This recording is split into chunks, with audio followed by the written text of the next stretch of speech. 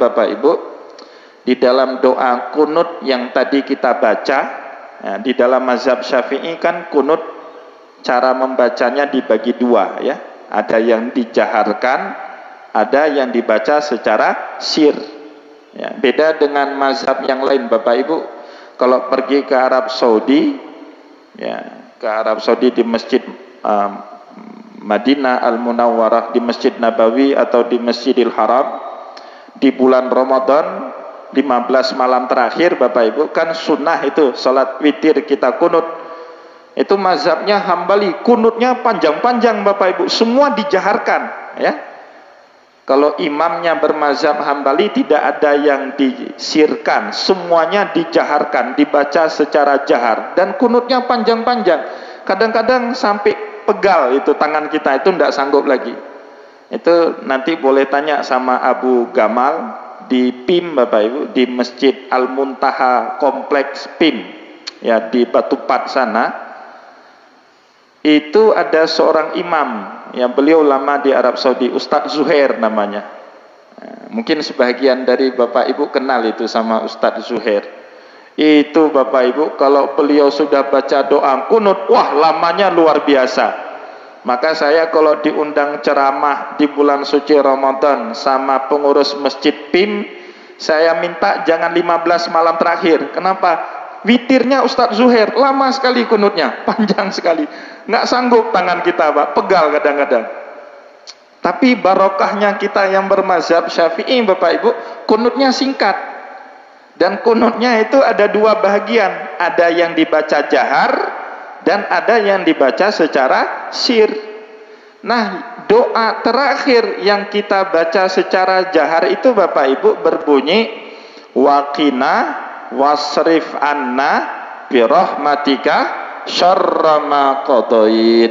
Nah, itu kata Imam Syafi'i puncak dari semua doa kunut yang kita baca itu letaknya pada akhir jahar kita itu. Waqina wasrif anna birahmatika syarra ma qadait. Maknanya apa kira-kira itu? Waqina, ya Allah lindungilah kami. Wasrif anna, ya Allah palingkanlah dari kami. Birahmatika, dengan rahmatmu. Syarra ma qadait, qada dan qadar, takdir buruk yang telah engkau tentukan di dalam hidupan kami, mohon ya Allah dengan barokah amal soleh, dengan rahmat engkau, maka palingkanlah semua takdir buruk itu di dalam kehidupan kami. Nah, maka Bapak Ibu, pernah satu hari di Banda Aceh, saya diundang ceramah di satu masjid, yang masjid itu tidak ada tradisi baca kunut waktu sholat subuh. Jadi masjid itu tidak ada kunutnya Bapak Ibu. Nah, kebetulan materi yang saya sampaikan materi ini, ceramah ini. Setelah pengajian biasanya jamaah akan ngajak ngopi, ya seperti kita juga di sini, yang ngajak ngopi, duduk-duduk ngopi. Kemudian Imam Cik di masjid itu sekaligus ketua PKM-nya memutuskan, sang singa kamu jid takunut temahino. Karena Bapak Ibu inti daripada kunut itu waqina wasrif anna birahmatika syarra ma qadait. Namun Bapak Ibu, kata Imam Al-Ghazali, jangan harap doa kunut itu fungsional dalam kehidupan kita kalau kita tidak cukup punya tabungan amal soleh. Jadi Bapak Ibu, tabungan amal soleh kita itu salah satu gunanya apa?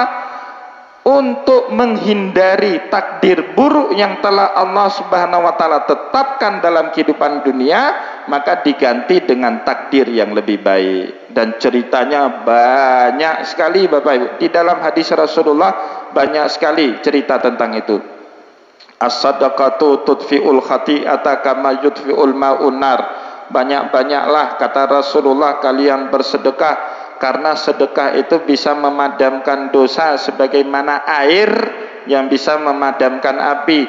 Maka Bapak Ibu, di dalam hadis yang lain Rasulullah bilang as-sadaqatu tudfa'ul bala, yang namanya sedekah itu salah satu fungsinya apa? Untuk menolak bala. Ya. Dulu hidup Bapak Ibu di zaman Nabiullah Musa. Ini cerita kisah dikisahkan oleh Nabi Muhammad sallallahu alaihi wasallam kepada para sahabat.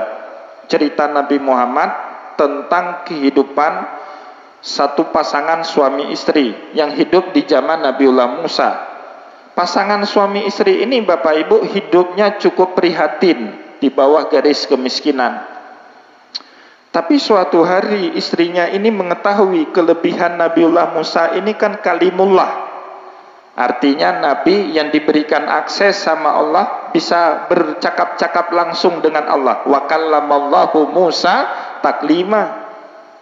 Maka karena istrinya ini tahu Nabiullah Musa punya kelebihan kalimullah, bisa berkomunikasi langsung dengan Allah, istrinya ini ajak suaminya ya ketemu dengan Nabiullah Musa untuk meminta agar Nabiullah Musa mau berdoa kepada Allah agar taraf kehidupan mereka itu terangkat, minimal sudah tidak lagi di bawah garis kemiskinan.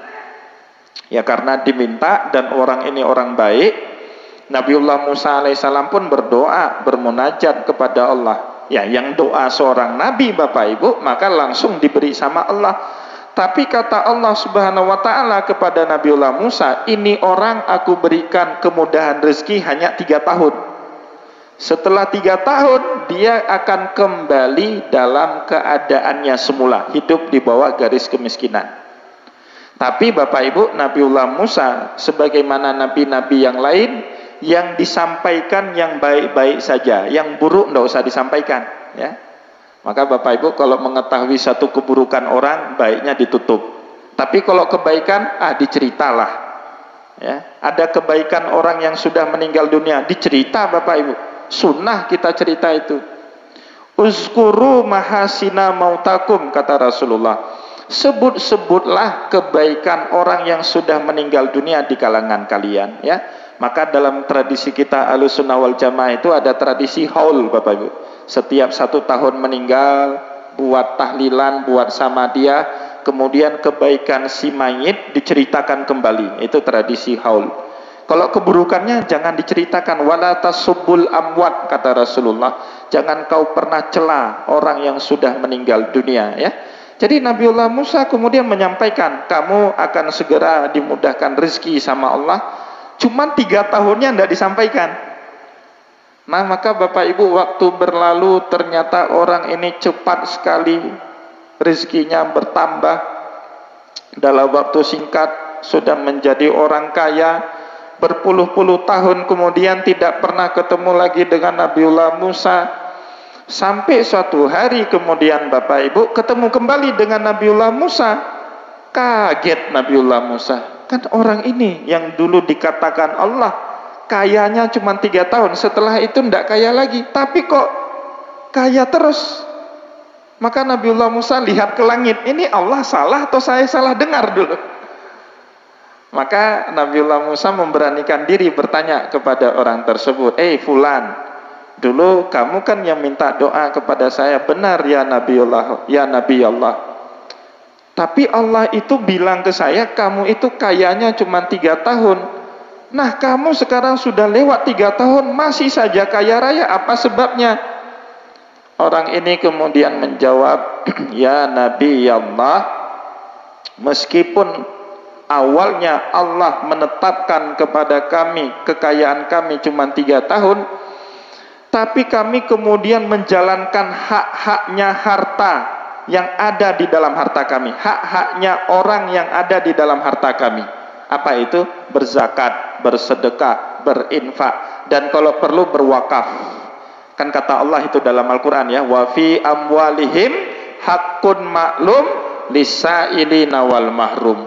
Maka dengan keberkahan kami meneruskan hak-haknya Allah yang ada di dalam harta kami kepada mustahiknya, maka Allah Subhanahu wa taala telah mengubah takdir kami yang hanya kaya 3 tahun dan diberikan kekayaan untuk selama-lamanya. Itu disampaikan oleh Nabi Muhammad Bapak Ibu di dalam salah satu majelis taklimnya Rasulullah. Nah kebetulan yang dengar taklimnya Rasulullah di hari itu ada sepasangan suami istri yang juga hidupnya prihatin. Saat mereka pulang ke rumah, istrinya kemudian ngajak suaminya, ayo suamiku kita balik ke Nabi Muhammad, kita minta yang sama seperti mana dulu umatnya Nabiullah Musa telah minta kepada nabinya. Awalnya suaminya enggan, tidak mau, malu hati. Masa baru dengar cerita langsung minta yang sama. Itu kan copy paste namanya. Tapi karena ya biasanya Bapak Ibu, suami itu selalu kalah sama istri. Boleh jadi suami itu singa di luar rumah, tapi kalau sudah di rumah jadi kucing dia, Bapak.